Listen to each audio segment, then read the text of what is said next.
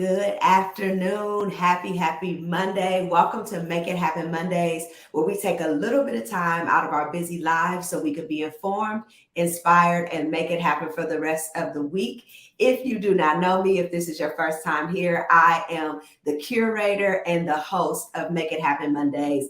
And this Make It Happen Monday really helps me get ready for my week because I'm excited.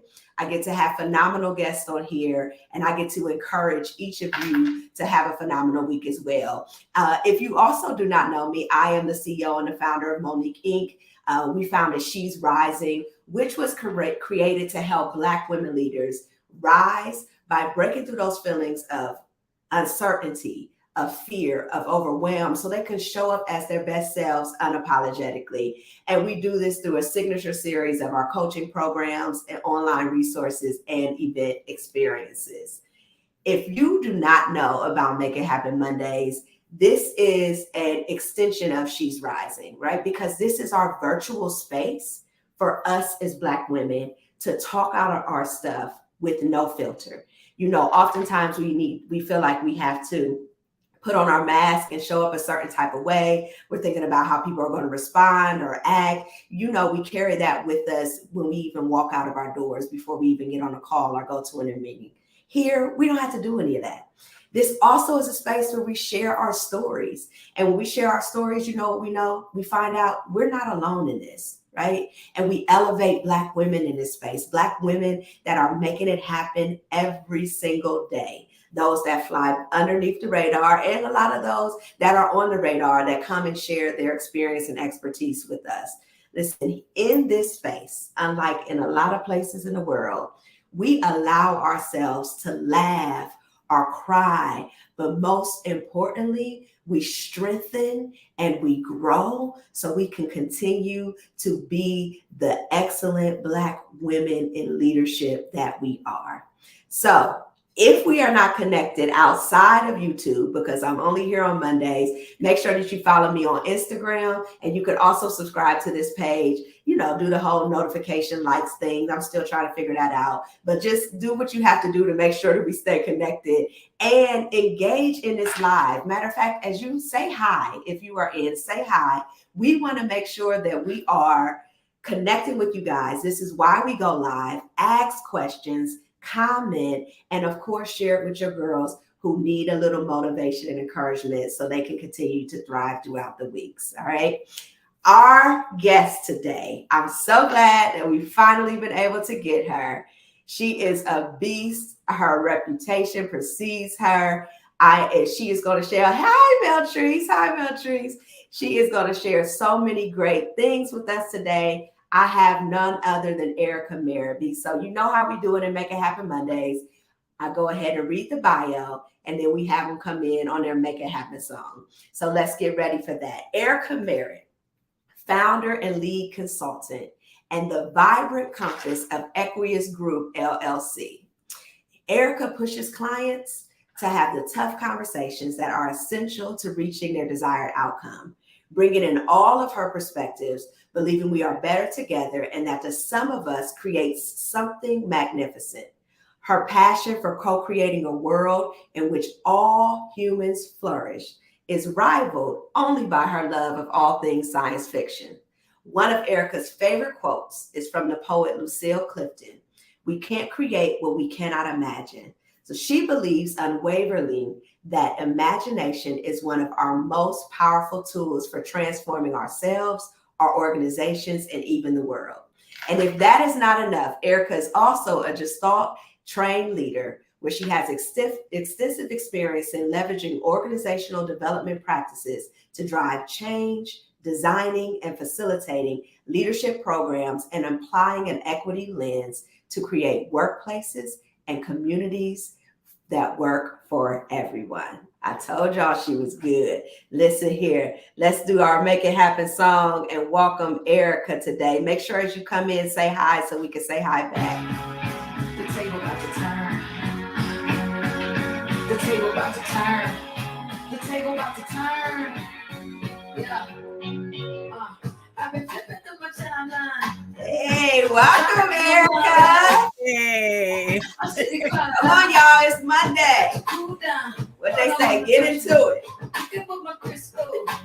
Look at what my fist go. A renegade when I'm in a raid. That little beat there. To cool down. I wasn't expecting that. I keep my hands up. I love this song. Mind clean. I never heard it. With a new dream. Come on, y'all. Rock it with us. Say hello as you come in. Liberation, elevation, education. America, you alive. With the whole world. World. About to testify. The whole world. World. And the table's about to. The table's about to turn.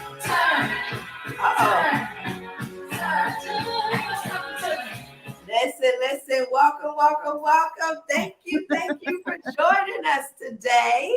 Thank you for having me.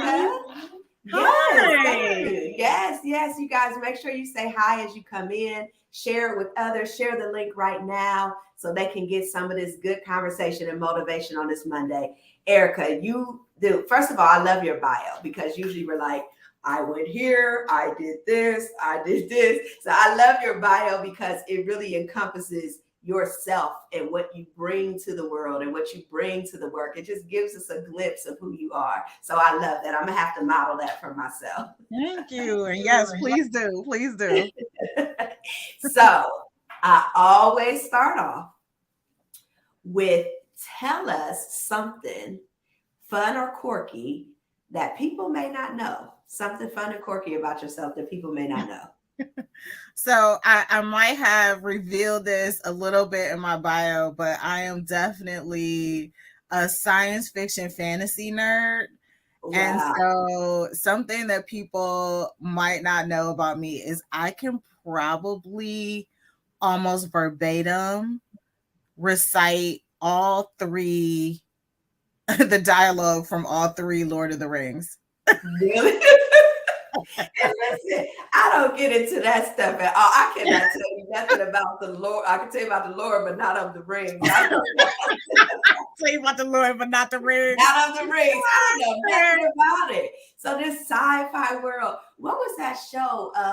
Sweet Tooth. Would that be considered like the sci-fi? Yeah, I like Sweet Tooth. I don't know. It was just I couldn't really get into it. It was like the creatures. It was just like so part of what I love, and I also love, like, we're seeing more Black authors in the science fiction space. So one of my favorite authors is hands down Octavia Butler.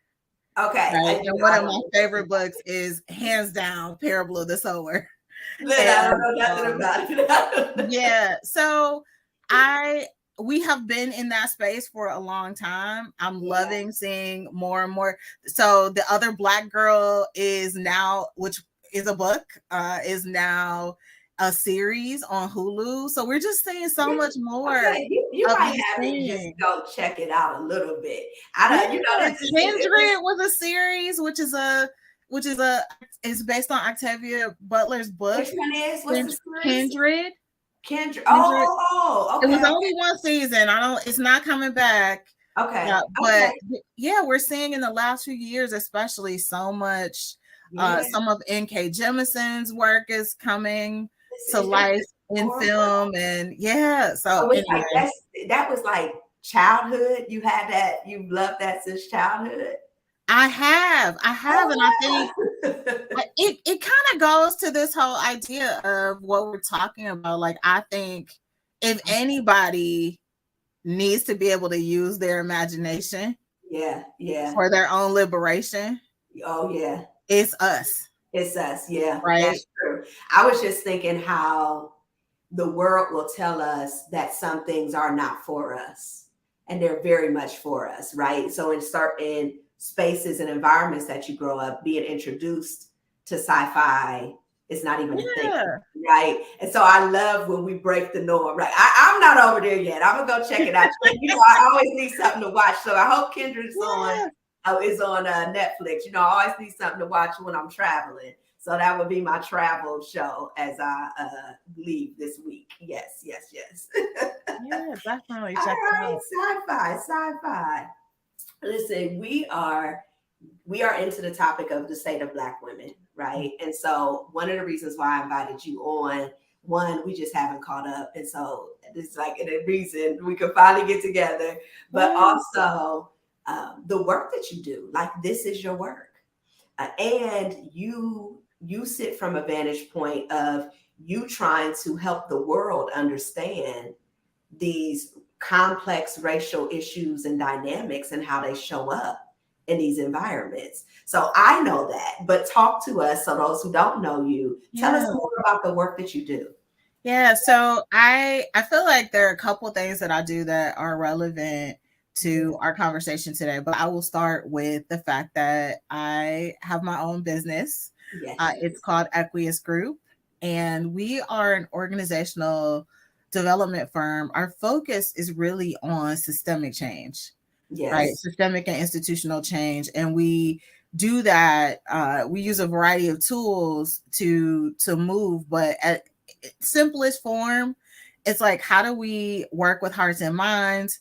How do we shift behaviors? And therefore, how do we address and shift structures within organizations? So some of this is about like how people feel and what they think, but a lot of it is about what people do. And then how do the policies and practices and organizations either create more belonging for the people, right, that are a part of it, or the customer base, or the people that are being served, or how does it create more othering? And of course, underneath that umbrella of othering is oppression, right? It's racism, it's sexism, it's classism, it's all of the isms. So you're creating the spaces in general, but as a result of that, things like racism have surfaced that need to be addressed in order to create those spaces. Well, in order to make those things happen, you have to address all of these other things, right? You have to deal with the current state of things. And I think I always tell people in organizations, you don't have a magic force field in front of to stick with the science fiction theme, right? There's no magic force field that you can put around your organization. And so if things are happening in the world, they are also happening in your institution. Absolutely. And it's just a matter of to varying degrees, right? So does it just happen every once in a while, or is this really a pattern in the organization? And how is it addressed when it comes up?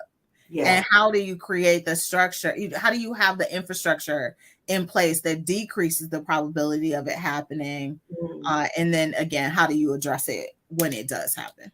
So some of the people, so I know Shaker is one. You had you worked with Shaker, the district, right? Which is the district that my children are in. And I think there was some data. I think it was before the pandemic, it was like 100% expulsion rate was Black males in the school. So these are the sort of issues that you're addressing within these. Like Shaker has been dealing with racism since when? Since its inception. I remember studying in my class. We studied the racial. Shaker was the focus of the study, trying to understand how middle income Blacks and whites exist in the same world, the same neighborhood, but Blacks still scored the lowest on every single assessment that there is, right? And it was like, this was a study trying to understand, well, what's the issue now? We've addressed the socioeconomic status. What's the issue? And you can't talk about education or health or any other workplace or any of those dynamics in a vacuum, right? Those places exist.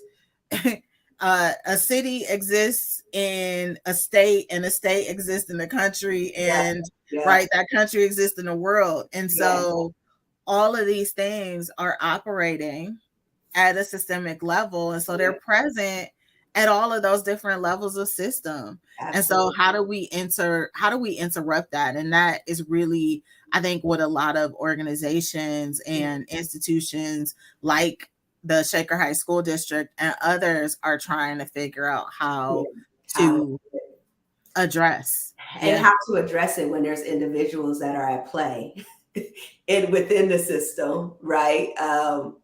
So that hats off to you for doing the work in that way.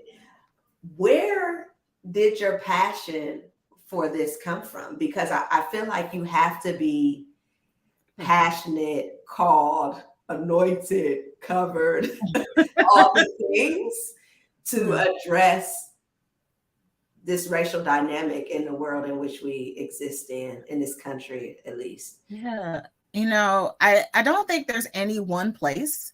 Okay. I think it's been a series of experiences, but surely my parents have been foundational for me in these things being important. So I grew up my dad was very active. I'm a auto worker kid. So my dad worked for General Motors and he was very involved in the union at a time where there were not as many Black folks engaged in the union. And, that experience is what propelled my parents into the middle class. Because of course that was a time when you could get in air quotes, good job, even if you didn't have a high school diploma.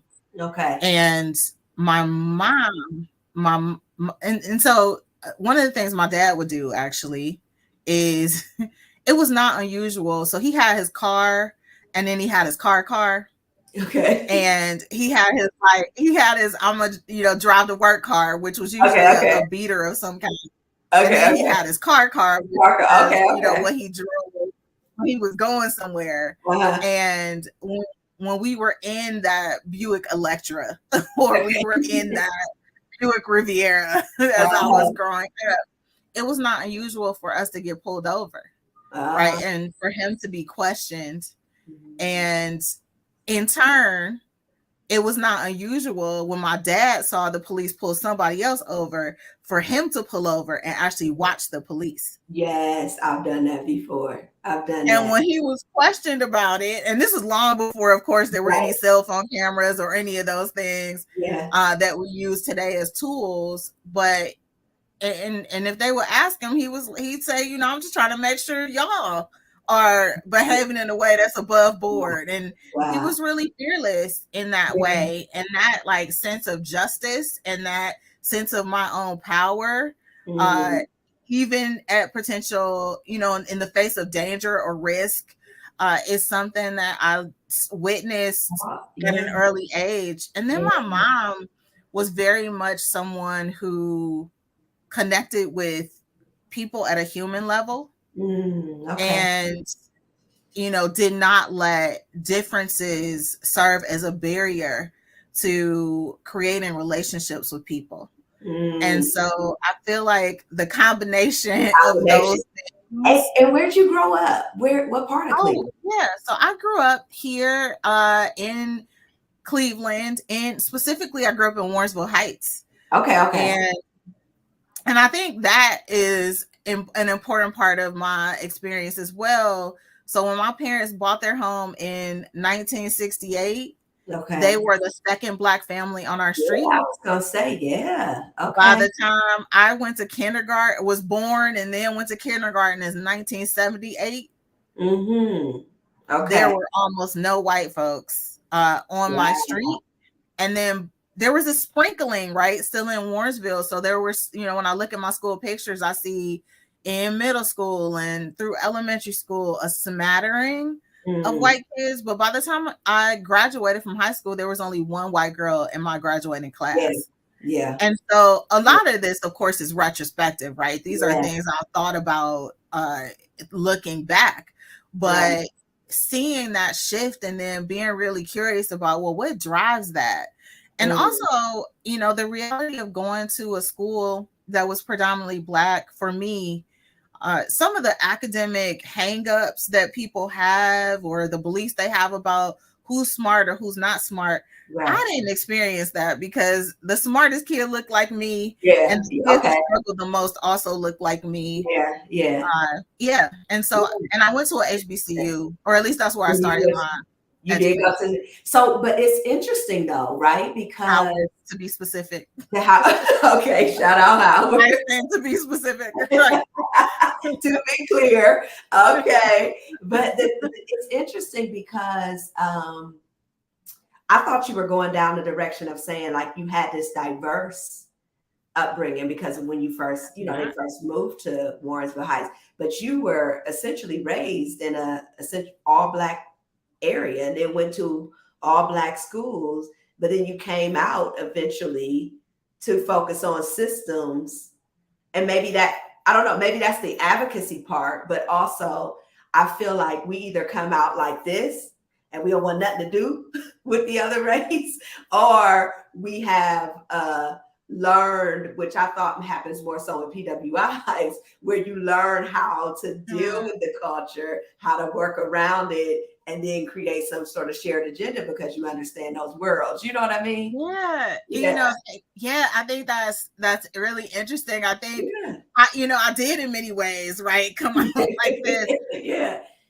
And I would say I have evolved over time, but I would also say, and that was why it was important for me to name that my mother was this person who was drawn to humans. Of all different backgrounds and of all different faiths and of all different sexualities and of all so my mom really modeled for me that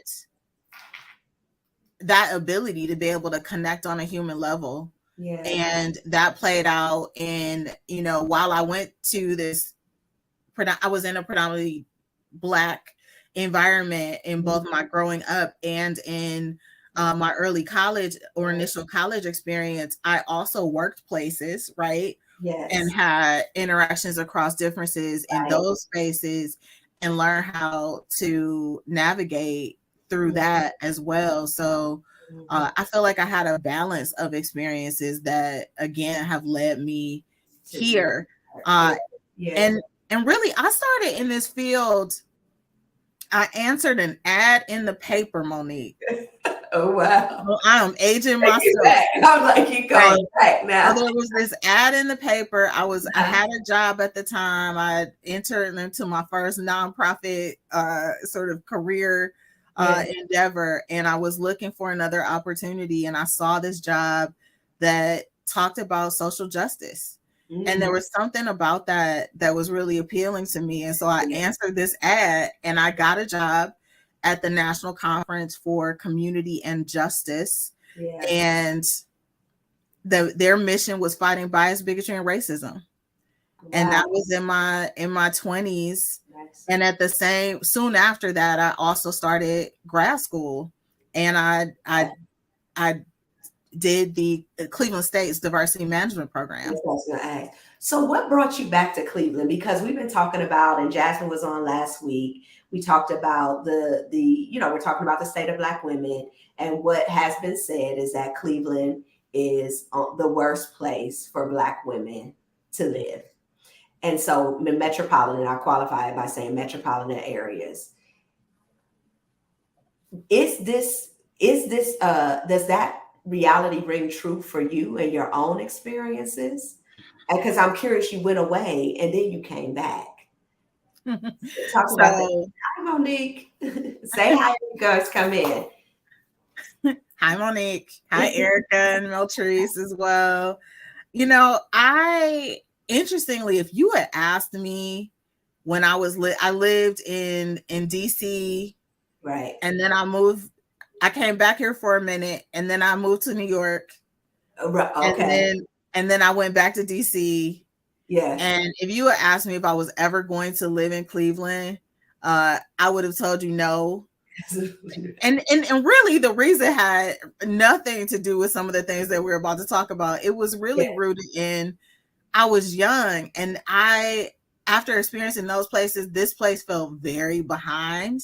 Yeah. Yeah. Well, maybe it is relevant in some ways. It felt very behind and very slow. Yeah. And even the way that, for example, this is like a physical appearance thing, but the way that I saw Black women express themselves when I got to Howard, I had never seen. So mind you, this is like the early 90s. Yeah. Like the short afros, right? Fades, locks, twists, braids, you know, everything. Like we had everything, and we didn't have that here yet. Okay. Right. And when I first moved back here, I literally would drive to get my hair braided. And when I locked my hair in like what 97, 8. Yeah, when I locked my hair, there was like one person. Yeah. Here. Like so there was this way that it felt slow, it felt behind, it felt and life circumstances are really what brought me back to Cleveland. And for years I said I was leaving. Like the first 5 years I was leaving. I was not staying here. I feel very differently now. Okay. And in that I feel I want to be here. Okay. You know, I kind of want to split my time between here and perhaps the islands. But I feel rooted here. Yeah. And I feel a sense of connection. I also feel a sense of responsibility to do what I can to make a difference and to contribute. It feels like a lot of Black women. So I'll just ask you one before I go in there, just directly. Is it true from your perspective, from your experience, is Cleveland one of the worst places in the country for Black women to live? I think it's true. I think the data tells us that it's true. And I think people's lived experiences tell us that it's true. Yeah. And I think one of the things I've been thinking a lot about is to be careful not to make lay my own experience over everyone else's, particularly, for example, and I've thought about this in particular when I think about like the conversation about progress. So I can talk about progress from a vantage point of my own family and like where I have landed in comparison to where my parents were and where their parents were. Right. And so if I'm not careful, then I'm like, oh, we are making progress. But that there have always been those of us that have done well, in air quotes, in this system from a socioeconomic standpoint, right? Psychologically and emotionally and other things we could talk about. But from a socioeconomic standpoint, that has always been true. But those numbers are not budging in mass. And we have to be real about that. And that is, and it's almost like like it'll trick you. Yes. And so hi Denise, you guys get your questions ready because we're going into getting ready to answer questions about Black women in this system and what we can do to thrive and flourish. But it will trick you. I was looking at that the other day. I pulled up, I watched another Black woman leave away in her BMW, beautiful blue BMW. You got this one over here. I'm talking to you. So it's like you can almost believe that we are excelling in every way. Except, go ahead. Except that, one, I know what the personal cost of that is. Yes. And I know, and I talk to other Black women in this space, and so I know intimately what the personal cost is for them. Yes.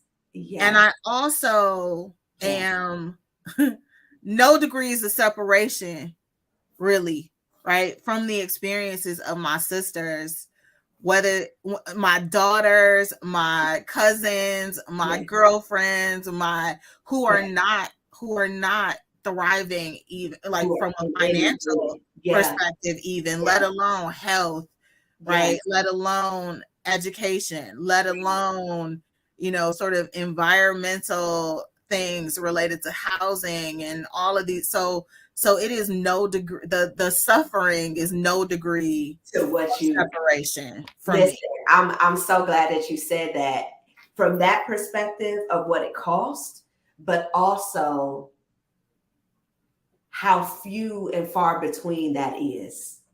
And if you're not careful, you will look. But if you go to any company's website or any larger organizations and you just go to that about in the leadership, you can see how few of us are really in that space.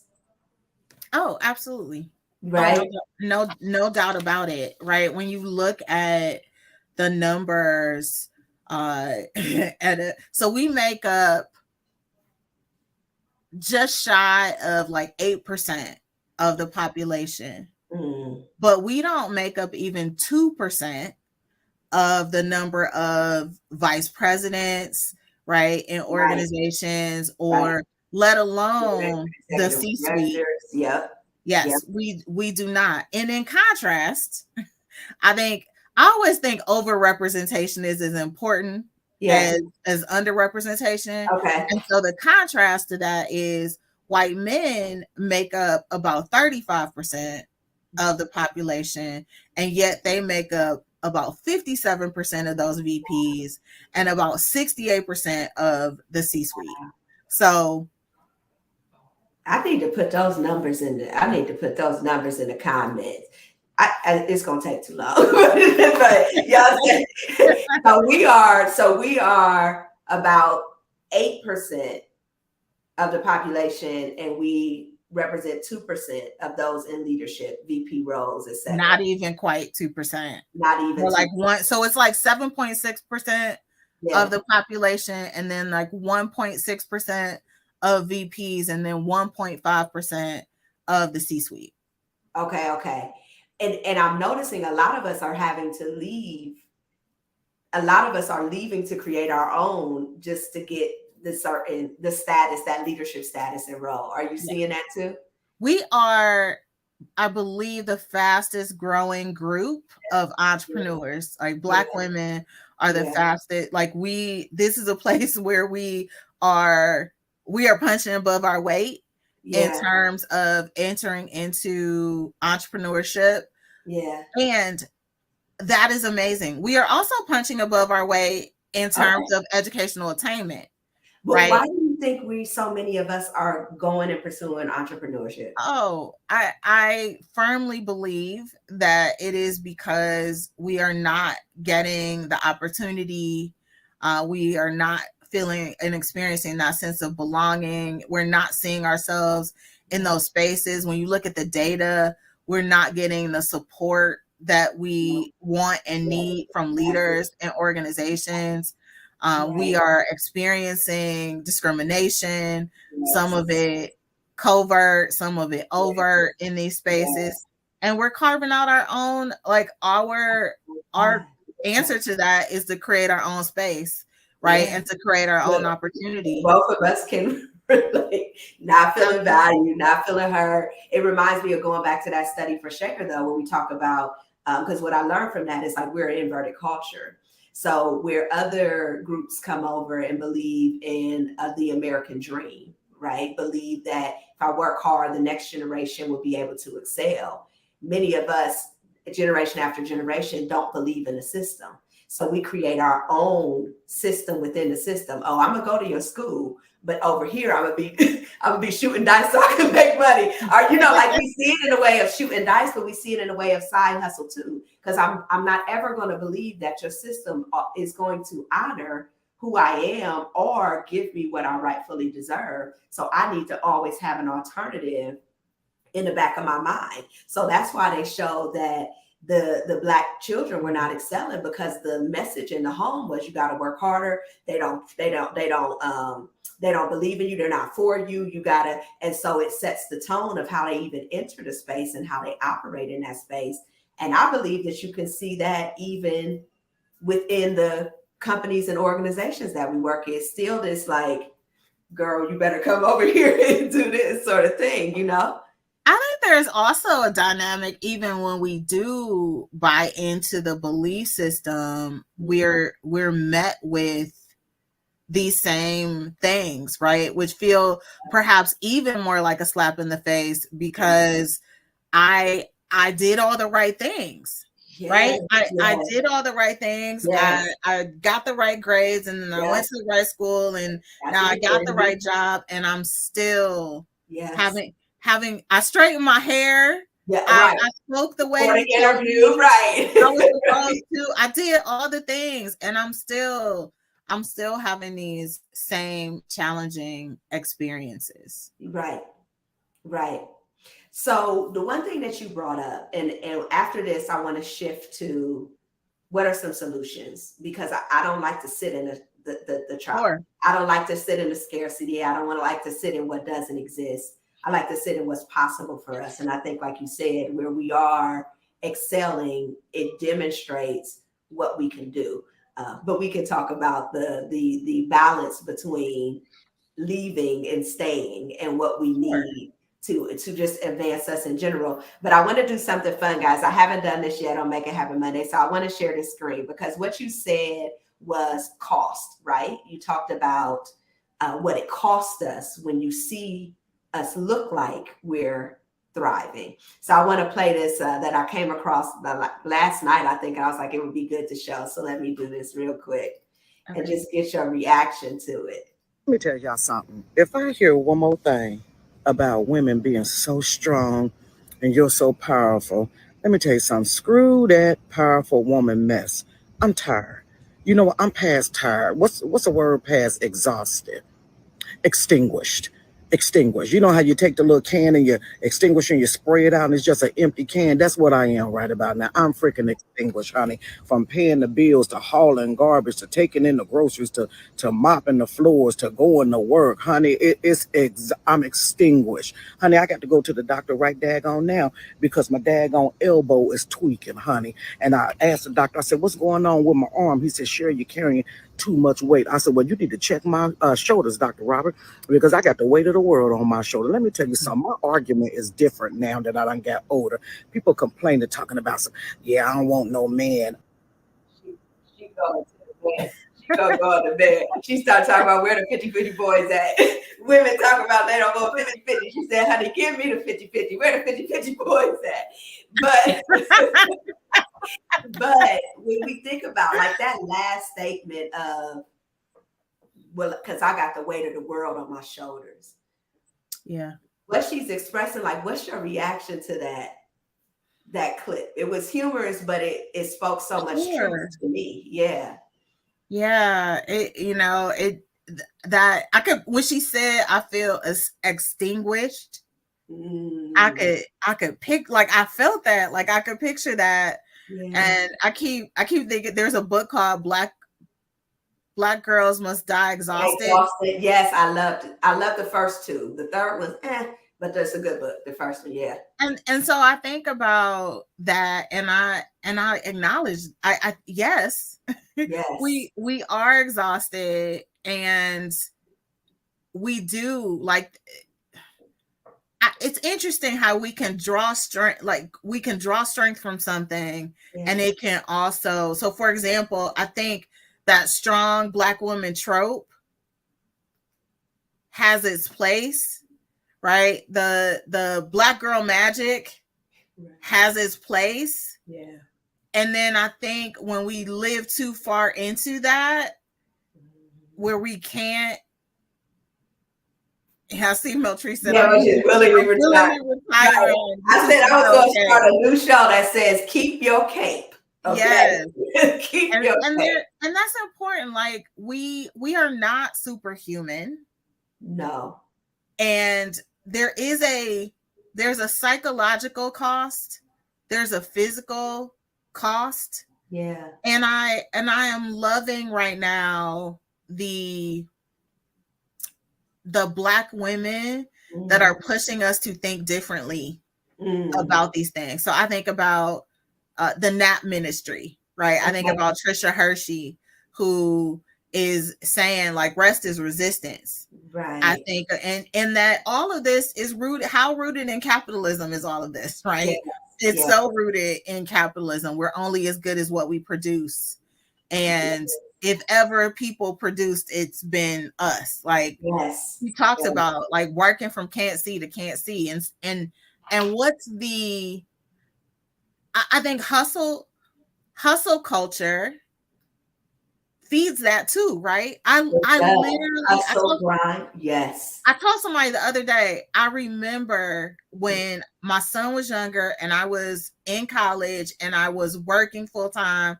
Yes. And I literally would say, I'm like, I'll sleep when I'm dead. I did too. I said that when I was having healing conversations with Black women in 2021. I said, we were taught I will rest when I'm dead. Why is that okay? It's not. It's not. And if we don't sleep, we will be dead, right? We will die. We will die. And we are dying. Right. So when I think about it, this is so good, y'all. Thank you for your comments. Amber says she felt seen from the clip. Tanice, we're going to definitely come back to your question about competing in environments. But I was like, I told somebody, I don't have another 20 years of work left in me. It goes back to the cost, right? I don't think that I can physically, mentally, and emotionally keep up with what I had to do with the first part of my life to be where I am. The last 3 years of my life to build what I have built. I cannot imagine, because that death is going to come sooner because of the way that I've been working, and the emotional, the physical, the stress, the strain, and the wear and tear that is putting on all parts of my being. I'm like you, my first son was my junior year of college. So every degree I've had, I've parented and worked at the same time. Yeah. Right? I can connect to that. Absolutely. So I sat out of school for a little while, and then I went back after my son was born. So I finished my bachelor's degree. I completed my master's degree. Yes, all of those things while mothering and working and all of that. And you know, I'm willing, like, one of the things, and I've tried to shift how I've thought about this. Yes. But so both of my parents are gone. And my dad died of a heart attack at 57. Wow. And my mother died at 67. Yeah. And I had a big birthday this year. I turned 50 in July. Thank you. And I've thought a lot about, like, I want to be here more than 7 years. Yeah. I want to be here more than 17 years. And I know, you know, nothing is promised to us. Right. Tomorrow's but what can I do? What can I do to increase the probability that I will be here? And, you know, I talk frequently about living between here and the island. And I know that's one of your interests as well. And it's not because, I would say, and it's because when I went there, I felt something that I have never experienced in my whole entire life. And it was a level of joy and peace and safety that did not require anything of me. And I will give you a comparison. When I'm home, I have to make sure I do the meditations. I got the diffuser going. I'm doing the morning meditation, the evening meditation. I'm doing the affirmation throughout the day. I'm doing all the things to keep myself just at a level that allows me to get up every single day and do what it is that I'm doing, whatever is in my life to do. There, on stepping off that plane, there is a level of serenity and peace that transcends any of those orchestrated things that I have to do to feel well and good. Yes. And too many of us, and this is why I say I'm really striving for more of us to have that experience, to show us the difference because my body didn't know any different until I went there and let it stay for a little while. Right? Whew. That is a word. Monique, the first time I went to Barbados was in 2001. Yeah. One of my best friends, her family is from there. Mm-hmm. And I was there maybe 4 or 5 days, and it hit me that I had not thought about race from a vantage point of discrimination. Yes. Right? I hadn't thought about racism because nobody had handed me my change on the counter. Yeah. Nobody had followed me around the store. Like all of these experiences that I get all the time were not happening to me there. And it was also the first time, I tell people it was the first time I ever saw Black people on money. Jesus. Right? It's like the power dynamics of that. And I got to, and so it is my place that I keep going back to. And I got to spend almost a month there this summer. And some of the things and some of the things that we navigate here are, you know, at the intersection of race and gender and all of those things. And some of those things, some of these things are very just like American. Cultural, exactly. And so, for example, they don't have mass shootings everywhere. No, they do not. Right? No, and so these things that we have come to think about, if we're not careful, as normal, are not operating in these other places. And there is, and no place is perfect. Like, to be clear, right? No, no place is perfect. And they work really hard, right? Absolutely, they work really hard. But it's a different tone. It is. I mean, it feels so different. It's a different feel. Like it shifted. I did not prepare for the identity shift because, to Bianca's point, I want to go to that question. I don't want to do the hustle and grind and work like, because I've experienced a life that doesn't require depletion. And you know what I learned there? The difference between self-worth and the whole like confidence piece. Like the self-worth became very huge for me because it was saying, Monique, you are valuable regardless of what you produce. And you don't have to kill yourself to produce something in order to feel like you're worthy. Right? Yes. And that goes to Bianca's question. I want to bring this over to you. Why do we operate to depletion, especially when we know it's not sustainable? Now, sometimes I think we do think like I be doing the most and don't even realize that it's the most because I'm so used to doing the most. But why do we operate at that level of depletion? I think, I think there's a unique dynamic for us. And,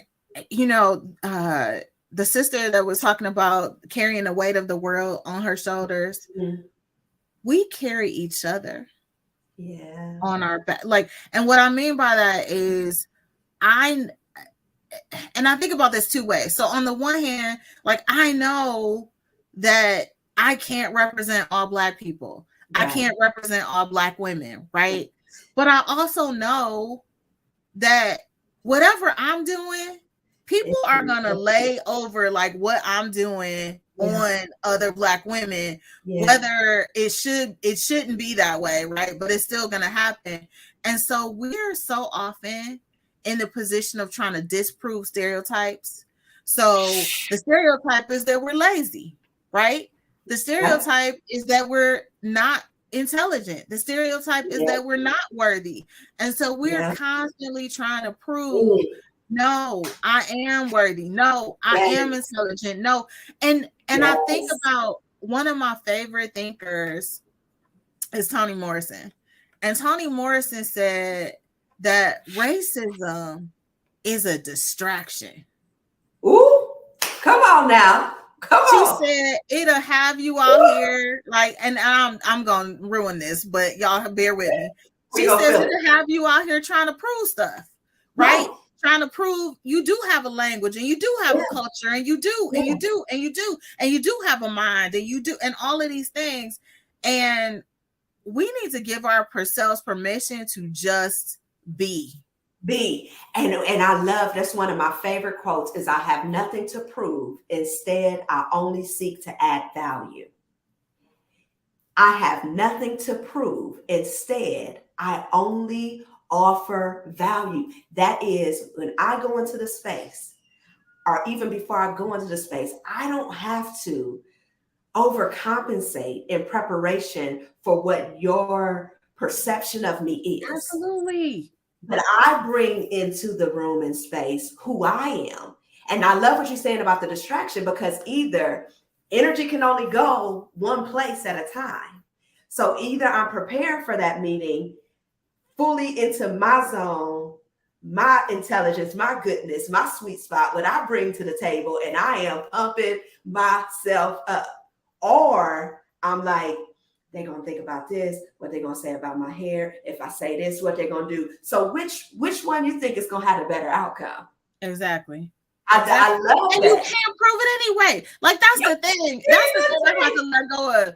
No matter how smart I am, right? No matter how worthy I am, no matter how brilliantly I show up, that is, we can't end those stereotypes. We can't, and we can't. I love the idea of distraction. We can't do anything about it. We can just show up as our best, unapologetically. That's what I say. How do we show up as our best? And so, to answer that question, Bianca, it really comes down to us feeling like we have something to prove, and we deplete ourselves in the process. Yeah. Right. And it's not worth it. And it's not worth it. So you've worked with a lot of us, and I know you have Black women work in the work that you're doing. You're seeing this reality, you're living this reality. Hey, Lakeisha, what can we do as Black women? I love what you say. You want to create a space where we all can flourish. What can we do in our lives, in those organizations that we're showing up in, or even in the charge that we're leading in our own companies and our own entities? What can we do as Black women? Yeah, there's so much that I think we can do for ourselves, and also, and I say, I'm going to answer this question, and I want to acknowledge there are things institutions need to do, but we talk about us right now. Okay, right? Okay, right. And so we want to circle back to the institutions too. Go ahead. So I'm not saying this as a replacement for what institutions need to do, but I think we have to. We do need to take off that cape. We do need to let go of that distraction, because it is preventing us from adding as much value as we could. I love the way you frame that. I think we need to stop putting off the thing that we are dreaming of doing. The world needs you and what you have to put out into the world. And that voice that is telling you that you are not good enough is a lie. That voice that is telling you that the world doesn't need what you have to offer is lying to you, right? She is not telling you the truth. And we need to be that for each other. I think we need to be willing to help each other. I saw somebody posted something, this question about competition. Yes. You know, some of my closest friends are entrepreneurs in this space. Yeah. And we don't compete with each other. We big each other up. Yes. And so whether that is literally that we are putting each other forward, or we're partnering together, or there have been instances where we have actually gone out for projects and didn't even know. Right. And so whenever I find out that one of them, or honestly, I don't speak poorly about anyone out in this space. Yeah. So when I find out that I'm like, oh, like, you're going to have a great experience and you're going to do good work, no matter which, you can't go wrong with these options, right? Because we're all amazing. And so I don't think we have to tear each other down in order to make ourselves feel bigger. I think we need to vote. I think we literally need to vote. Like, we keep saving this country, and and we need to also hold those folks accountable. And when I say vote, I literally mean cast a ballot, but I also mean vote with our dollars. I think we need to stop giving our money to people and things that don't serve us. I think we need to make our voices heard. We need to demand that these people that say they are out here to support us, whether they are leaders, whether they are politicians, we need to hold them accountable. And we need to support the people that support us in action, right? Not just in words. So I think those are some of the things that we can do. And we know that those are, like, that's a process, right? Because even when you say demand, we are not going to be in a position to demand if we are doubting our own worth and value and still trying to prove ourselves, right? And so what I encourage is everything that Erica has spoken, think about what it's going to take you to be able to be in that place to do it. Some of the other ones are more tactical, right? Voting, spending our dollars, right? Where it does something for us and our communities. That's something we can apply right away. But I hear a lot of people in there in the chat talking about imposter syndrome, right? And when they do themselves a disservice. And so we know being able to demand and to show up in that bold way is a process. It's a lot of undoing of some things that we have faced as being Black women, but also some things in our past and our experience. I want to pause because Bria's on here and says she's not from Cleveland. She hasn't been here over 2 decades. The thing about I love is that we're talking about Cleveland, but this is not a unique experience for the women in Cleveland. So anyone, this is a reality I think we're all facing. But that imposter syndrome, and I know we're about to be at an hour. We might just go a little over, y'all, because it's just so good. And we just got to get to the systems part. But that imposter syndrome, the women that I work with in the program, She's Rising, Cultivating Women Leaders from the Inside Out.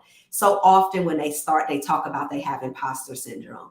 And I said I was going to do a live on this and sort of spin it, because we often say that it's imposter syndrome when really it's a discomfort within an environment that was created that makes us feel like we're the imposter, right? And so, but we've tapped onto this, and I'm not saying there's this moment where we feel like we're not enough, but oftentimes the environments that we are in, the language that is used, the references, and I had this experience when I worked for an all-white firm. It was the one time in my life where I felt the dumbest. And I have never felt dumb, but I felt very inadequate. But the language that was used, the references that was made, that environment didn't fit who I am. And so sometimes I just like to caution, let's not internalize the reality of a system. I tell my sons the same thing. When they're in advanced classes, they're the only 1 or 2, and they feel like everybody in the room is smarter than them. Baby. They know this is their world, and you don't feel comfortable in it. So it's making you second guess your own value. So that's my take on imposter syndrome. What is yours? Yeah, I think I would say, so much of it is, I heard somebody say once, like, it's not imposter syndrome, right? It's capitalism. It's not imposter syndrome, it's oppression. Right. And so much of that, right, is pressing on the am I worthy? Yes. Right? Yes. It's that social location stuff. It's I'm not worthy because I'm Black, or I'm not worthy because I'm a woman, or I'm not, like, it's that voice that I was calling a liar. Or when we level up, it's like, And that voice doesn't come from nowhere though, right? Where is that messaging coming from? It's coming from, you said earlier, right? When we click on that leadership button, right? Yeah. We don't see ourselves, or we see very few of us in those spaces. And so there are messages, external messages that are feeding our internal messages that are driving that response. There's nothing wrong with us. Yes, right, right. I love that. I love that. And so our systems, we have a part. I wanted to start with us because similar to the resiliency theory, I'm just a believer that even if your environment doesn't change, you can still excel and flourish within it. And I like to think that I'm an example of that, right? There's a way out, there's a way above, there's a way. Who you are and what you're ordained is still possible regardless of the world that's around you. It might be a little harder, but we also know that our systems have a responsibility, and the people who are making the decisions and employing us and doing the rules and policies and procedures. So what do you say on a systems level needs to happen for Black women leaders? Yeah, I think one of the first things that needs to happen, I worked in women's leadership and, worked with a lot of corporations, nonprofits, others that were being really thoughtful about making sure there were more women in leadership roles. Mm-hmm. And, we've seen some progress in that space, Mm-hmm. but Black women are not having the same experience as white women. No. And so our experiences are not exactly the same. There's a Venn diagram in there, right? There are those experiences that overlap for sure in the center, but we have to really challenge the ways in which experiencing not just sexism, but also experiencing racism, and then adding additional layers of, as Black women, we can be queer, right? We may have disabilities. We, all kinds of other layers of identity may also be operating. So one thing that organizations need to do is be able to acknowledge that our experiences are not the same. And so the way that you've been approaching women in leadership, you have to also think about how is that different for Black women around race and racism. And so we have to be explicit about that. I think some of the things that we know, right? We know that we are coming under scrutiny at a different rate. So we are being watched more closely. Our mistakes are more likely to be picked up. We are judged more harshly for things than our counterparts when they make those same mistakes. We know that Black women are more likely than all of the other groups combined, actually, to be labeled as aggressive. Yes. And to receive personality-based feedback from an evaluation perspective, which then, of course, impacts your opportunities, right? If you're talking about moving up in the organization. I heard somebody say, like, that rung is broken, like from kind of entry level into manager for us. And so you see us start to we enter in roughly the same numbers proportionately as other groups, but as they start to move up the ladder, if you will, we are not also moving. And we need to stop.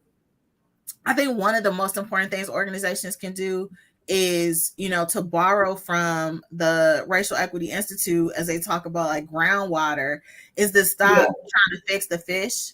Black women aren't broken.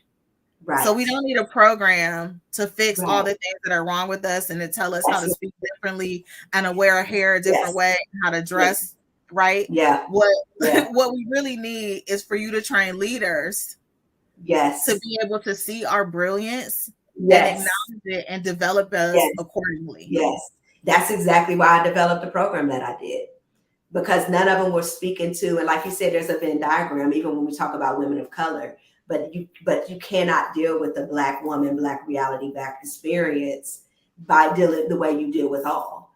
Yeah, those are all different. They're all unique experiences. All different. So listen, I'm glad you said it. I didn't even prepare to say that, but listen, I've been saying the same thing. Like because that is the argument of like people, they can't justify why they would invest solely in Black women leaders separate from the group. But that needs to happen because there's different realities and you have to address them differently.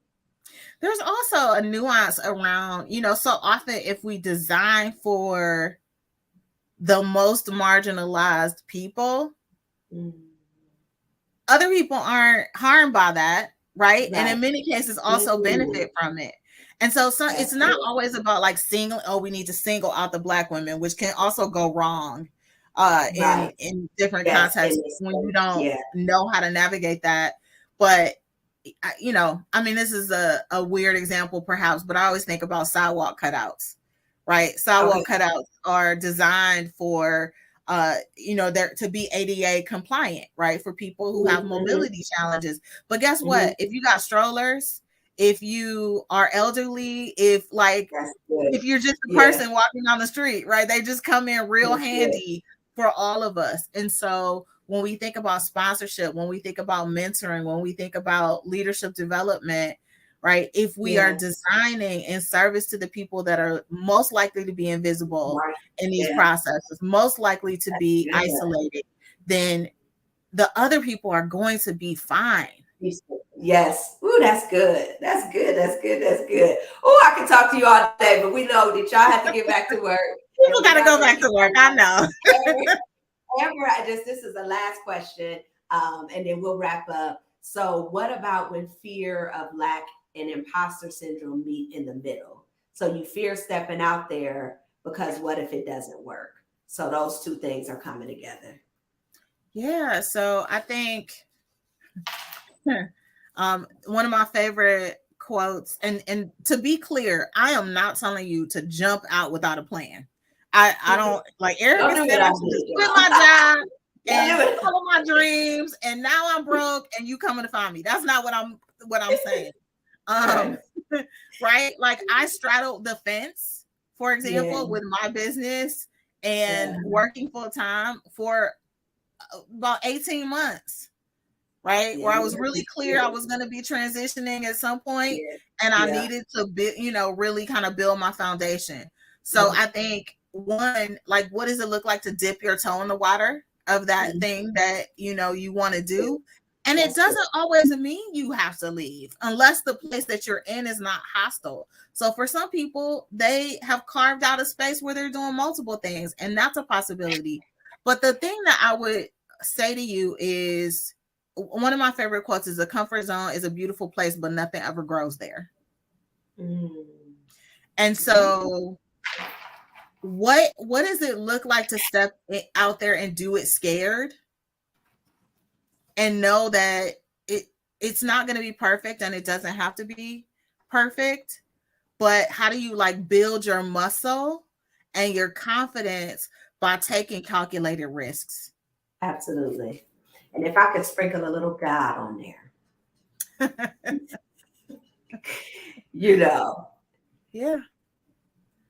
He is your source, right? If God be for you, who could be against you? Know where your help comes from. Because if you lean into that, you know that you cannot fail. Something could not work out. Sure. But you can't fail. And if you have the business acumen, you can look and see when something isn't working and pivot. Sure. So that's me this year, right? And it's like, this something may not have worked the way I thought it did, but I'm able to course correct. So we have this fear of failing, like it's just we out for the count. We mistake our failing for being failures. That's good. That's good. And those are not the same. So you can fail at something that doesn't make you a failure. Yeah. That's good. That's good. If they didn't hear nothing that you said, and it was a lot, so y'all need to save this replay, share it with people, because it was so many good things that Erica shared with us today. I know I'm walking away full, but they didn't catch none of that, Erica. What's the one thing you want them to walk away knowing or feeling, or even charge them to do? Yeah, I think we get free together. And so whatever it is that you want to do, bring somebody with you. right? And remember that you don't have to do it on your own, right? You're not alone. There are people out there who, one, will support what it is that you want to do, but also that you can support, right? I think that reciprocity piece is so important. And I have a vision. I want to see us be free, whatever that means for us. So if that means become an entrepreneur, I want it to be that. If it means become an executive, I want it to be that. If it means be a stay-at-home mom, I want it to be that. Like, I want us to have that freedom and that flexibility and that psychological and physical safety and that health and that wealth and all of the things. I want to see us. Look, we both is like all of the things. I want to see us win. I want to see us flourish. I do too. And this is why we have these conversations, and this is why this platform is super important. Erica, where can people find you? Y'all see how amazing she is. You should just connect with her to connect with her.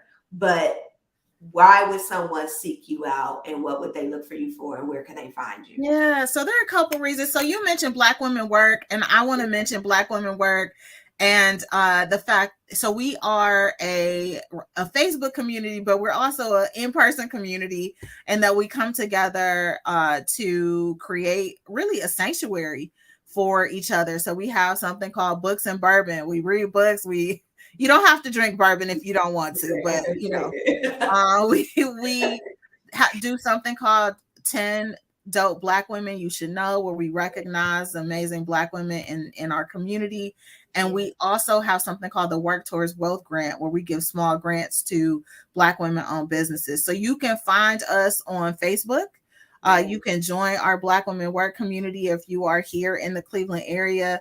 And in terms of my day job, Equius Group, you can follow our new Equius Group YouTube channel. We just started one recently. So by all means, follow us on YouTube, and you can also follow us on Facebook. You can follow us on Instagram as well. So those are the and why would you find us? Why would you find Equius Group? You would find Equius Group because you are looking for coaching.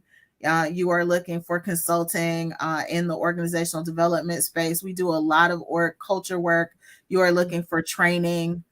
We do training in leadership development around racial equity, around diversity, equity, and inclusion more broadly. So those are some of the reasons why you would seek us out. I'm sensing a collaboration. Listen, you talked about Barbados, right? Yes.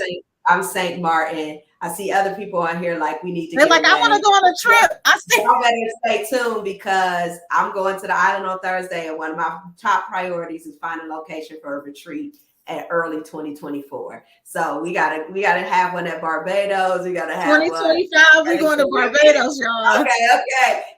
Y'all stay tuned for these retreats, but continue to connect with me. We did a lot of quotes. We said, one, you think we should do our Alice Worker one, or should I read the comfort zone? I like that. I like the comfort zone. I'm gonna repeat what Erica said as the quote for the week. The comfort zone is a beautiful place, but nothing grows there.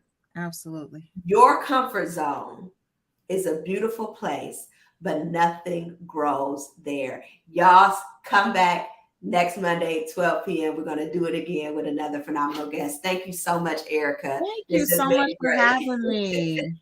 This has been great. Y'all have a great week. Make it happen, y'all. Bye.